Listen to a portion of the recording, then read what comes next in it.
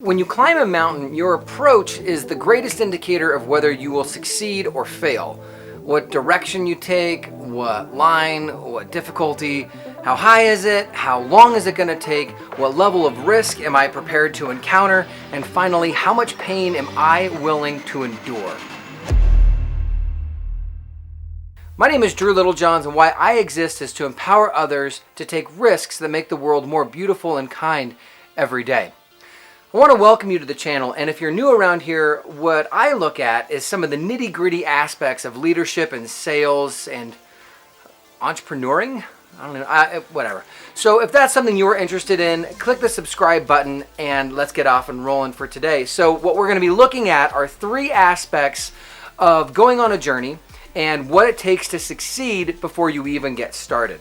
Over the last 20 years, I've climbed over 14,000 foot mountains, and what I can say about climbing is that it's almost identical to starting a new venture.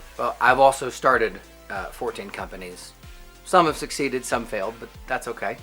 And so what I know is that going through this process is like there's a lot of risk that's going to be coupled with time, and what I've come to realize now is that you can actually set yourself up to succeed before you even begin your approach. And you can actually plan for survival situations or, bad business situations way beforehand.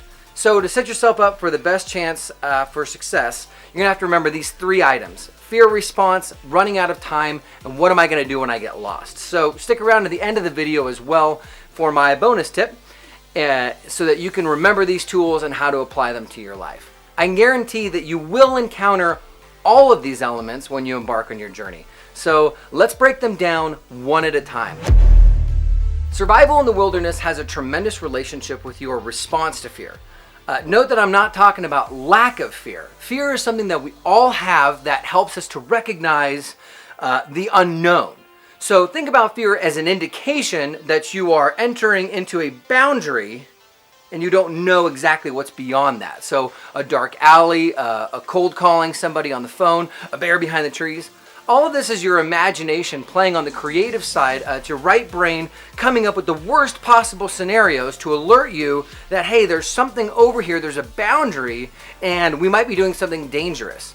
So first of all, congratulations, because that means that you're actually venturing outside of your comfort zone, and I can guarantee that you're gonna learn something. Whether it would be good or great, I don't know. But however, in business or running an organization, we have to prepare ourselves for what we will do when, not if, we are afraid. Decide ahead of time that you won't procrastinate or that you're going to make that phone call. Instead, we really have to make the conscious choice and write down ahead of time what you will do when you encounter fear. One of the most common mistakes that I see in the mountains or in starting a business or an organization is that people almost always never give themselves enough time, which brings us to number two: time. The great Tony Robbins says that once you've mastered time, you will understand how true it is that most people overestimate what they can accomplish in a year and they underestimate what they can achieve in a decade.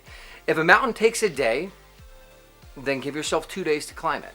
If a restaurant takes 3 years to get regular customers, then give yourself 5 years. If it takes the average influencer 2 years to get a large following, then give yourself 4 years.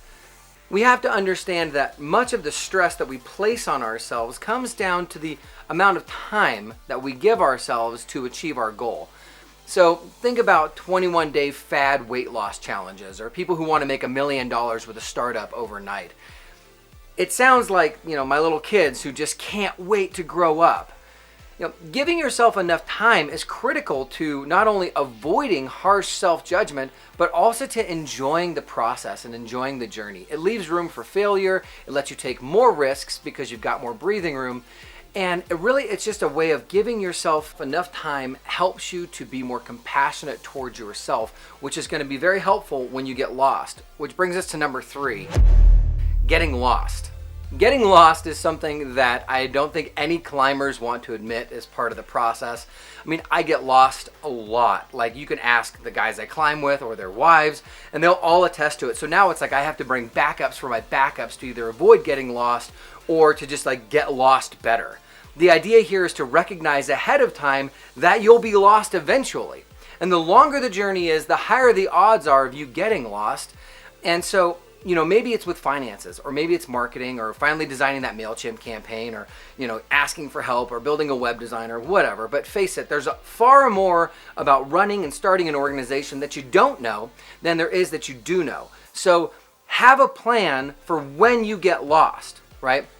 Have a favorite author, YouTuber, friend, colleague, I don't know, consultant, anything. But have a source that you can go to so you can get back on the horse or climb a mountain or whatever analogy you need. But the best thing you can do to prepare for getting lost is to draw a map or a roadmap, not a business plan for others, but one for yourself where you can say, oh, I'm going to get lost here and here and here and maybe here and definitely there. This isn't to trip yourself up with paralysis by analysis, but it's just so that you can know that when you get to one of those things that you're probably going to need some help. I view lost as two separate kind of entities. There's like lost adjective, which is like, hi, I'm Drew and I'm kind of lost right now. But once you admit that you're lost, it kind of changes to I'm at this location of I am lost. And from there you can actually ask questions. And so then you go to Google and you say, how do I build a website? Or, how do I do whatever? And in that moment that you actually start asking those questions, it gets you out of exactly where you are.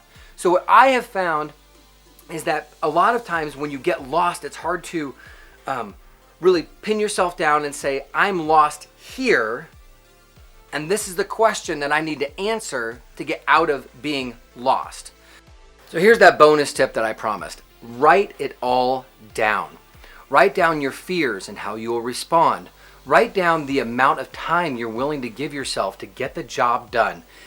And write down where you think you might get lost and what your plan is to get from lost, that adjective, I feel lost, to lost from a place that I can actually go and search out an answer.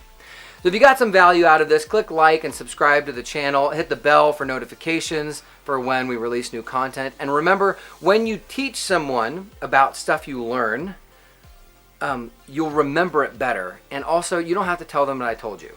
So I'd be interested to know where you feel like most people get lost or what most people are afraid of. So let me know in the comments below. Thanks for watching. Don't forget to subscribe. Be well, work hard, and empower the best in others.